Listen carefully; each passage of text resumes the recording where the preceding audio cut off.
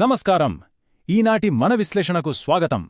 ఈరోజు మనం దాదాపు ప్రతి ఇంట్లో రోజు జరిగే ఒక కథను లేదా ఒక సమస్యను చాలా లోతుగా చూడబోతున్నాం. అదే స్క్రీన్ను దాటి పిల్లల ప్రపంచాన్ని తిరిగి తీసుకురావడం. రమేష్, సుజాత, అలాగే వాళ్ల ముద్దుల 4 ఏళ్ల బాబు చిన్ను, వీళ్ల కథ ద్వారా కళ్ళు తెరిపించే ఒక పెద్ద నిజాన్ని మనం తెలుసుకోబోతున్నాం. ఇక ఏమాత్రం ఆలస్యం చేయకుండా అసలు విషయంలోకి వెళ్దాం. నిజం చెప్పండి, ఇంట్లో పనుల హడావిడిలో ఉన్నప్పుడు కాస్త ప్రశాంతత కోసం పిల్లల చేతిలో ఫోన్ పెట్టడం మనందరికీ తెలిసిన విషయమే కదా. ఒకరోజు సుజాత ఇంట్లో పనిలో విపరీతమైన బిజీగా ఉన్నప్పుడు చిన్నారి చిన్ను ఏడవడం మొదలుపెట్టాడు. వాణ్ణి ఎలాగైనా ఊరుకుపెట్టాలని వెంటనే ఫోన్లో ఒక కార్టూన్ పెట్టి వాడి చేతిలో ఇచ్చేసింది. అంతే, వాడొక్కసారిగా సైలెంట్ అయిపోయాడు. ఆ క్షణంలో ఆమెకదొక సులభమైన, చాలా అమాయకమైన పరిష్కారంలా అనిపించింది. కాని నెమ్మదిగా వేడెక్కుతున్న నీళ్లలో ఉన్న కప్పలాగా తమకు తెలియకుండానే ముంచుకొస్తున్న ఆ పెద్ద ప్రమాదాన్ని ఆ తల్లిదండ్రులు అసలు ఊహించలేకపోయారు. ఇదే మన మొదటి భాగం, ఒక అమాయకమైన వ్యాపాకం. మీకో విషయం తెలుసా?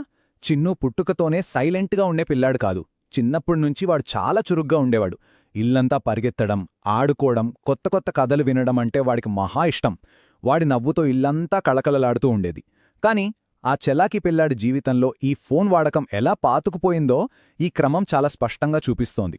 ఇక్కడ గమనించండి, మొదట ఏడుపు ఆపడానికి మాత్రమే ఫోన్ వాడారు. ఆ తర్వాత అది ఎలా మారిందంటే అన్నం తినాలంటే ఫోన్ కావాలి, నిద్రపోవాలంటే ఫోన్ కావాలి, చివరకు వాడు అల్లరి చెయ్యకుండా ఉండాలన్నా సరే ఫోనే దిక్కు అన్నట్లు తయారైంది. అలా రోజువారీ జీవితంలో ఫోన్ ఒక విడదీయరాని భాగంగా మారిపోయింది.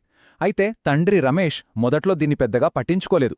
అరే, ఇప్పటి పిల్లలందరూ ఇలానే ఉంటున్నారులే అని సర్ది చెప్పుకున్నాడు. ఇదొక సాధారణ ఆధునిక లైఫ్ స్టైల్ అని మాత్రమే అనుకున్నాడు. ఇక రెండో భాగం, అదే నిశ్శబ్ద లక్షణాలు.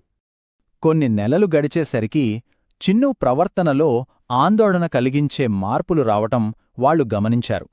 అప్పటిదాకా అందరితో ఎంతో చలాకీగా ఆడుకునే పిల్లాడు పూర్తిగా మారిపోవడం మొదలయ్యాడు.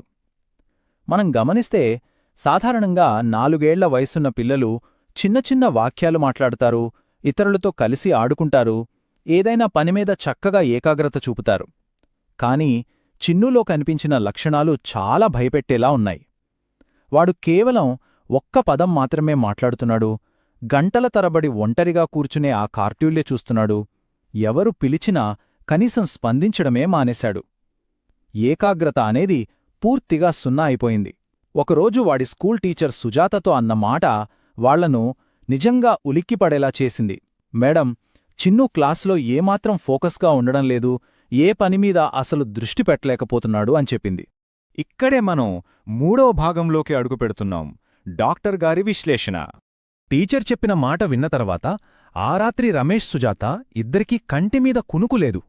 అసలు తమ బిడ్డకు ఏమైందో అర్థంకాక మరుసటి రోజు ఉదయాన్నే ఒక పీడియాట్రిషియన్ను కలిశారు. డాక్టర్ చిన్నును పూర్తిగా పరిశీలించి ఒకే ఒక్క కీలకమైన ప్రశ్న అడిగాడు. బాబూ, రోజుకు ఎంతసేపు ఫోన్ చూస్తాడు?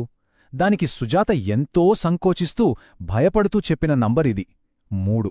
అవును, రోజుకు 2 నుంచి 3 గంటలపాటు చిన్ను ఆ ఫోన్ స్క్రీన్కు అతుక్కుపోతున్నాడని ఆమె ఒప్పుకుంది.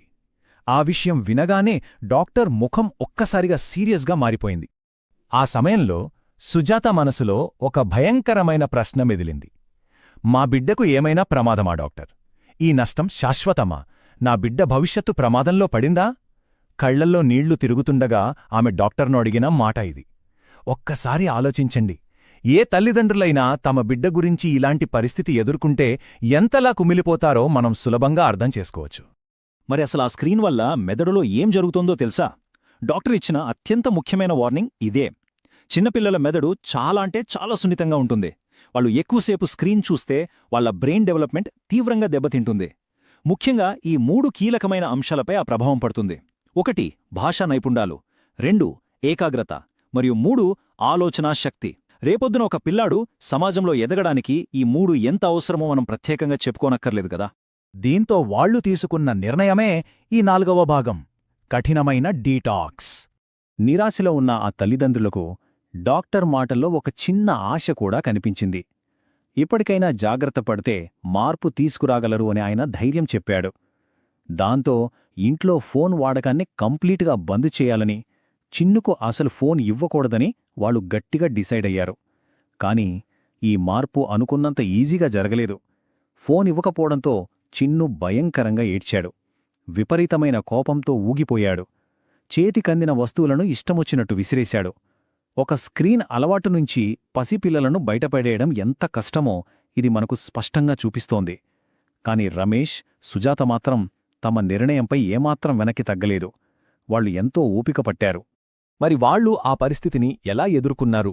వాళ్ళు అమలు చేసిన పక్కా ప్లాన్ ఇదే. మొదటి అడుగు ఫోన్ పూర్తిగా కంటికి కనిపించకుండా దూరంగా పెట్టేయడం. రెండవది సుజాత ప్రతిరోజూ వాడితో కూర్చుని కథలు చెప్పడం. మూడవది రమేష్ ఆఫీస్ నుంచి రాగానే వాణిని బయటకు తీసుకెళ్లి మట్టిలో ఆడించడం.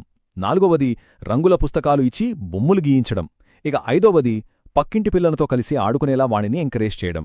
చూశారుగా, డిజిటల్ స్క్రీన్కు బదులుగా ఇలా నిజ జీవితంలోని ఆటలను వాళ్లు ప్రత్యామ్నాయంగా మార్చేశారు. ఇక చివరిదైన 5వ భాగం, పిల్లల ప్రపంచాన్ని తిరిగి తీసుకురావడం.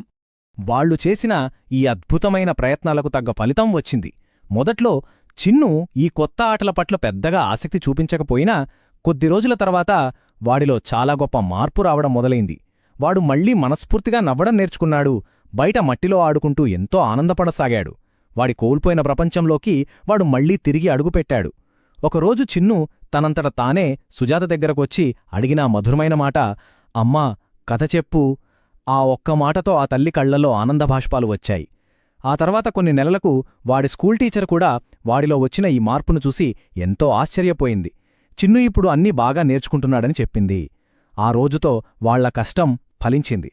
మనం ఈనాటి విశ్లేషణ ముగింపుకు చేరుకున్నాం. ఒకసారి అద్భుతమైన వాక్యాన్ని మన మనసులో ముద్రించుకుందాం. పిల్లలకు అవసరమైంది స్క్రీన్ వెలుగు కాదు, తల్లిదండ్రుల సమయం, మాటలు మరియు వారి ప్రేమ. పిల్లల చేతిలో ఫోన్ పెట్టడం ఆ క్షణానికొక తాత్కాలిక రిలీఫ్లా అనిపించొచ్చు, కాని అది వారి బాల్యాన్ని, వారి ఆలోచన ప్రపంచాన్ని నెమ్మదిగా దూరం చేస్తుందని ఈ కథ ద్వారా మనకు స్పష్టంగా అర్థమవుతుంది. పిల్లల చేతిలో మనం ఏం పెడుతున్నామనేది ఒక్కసారి ఆలోచించుకోవాలి.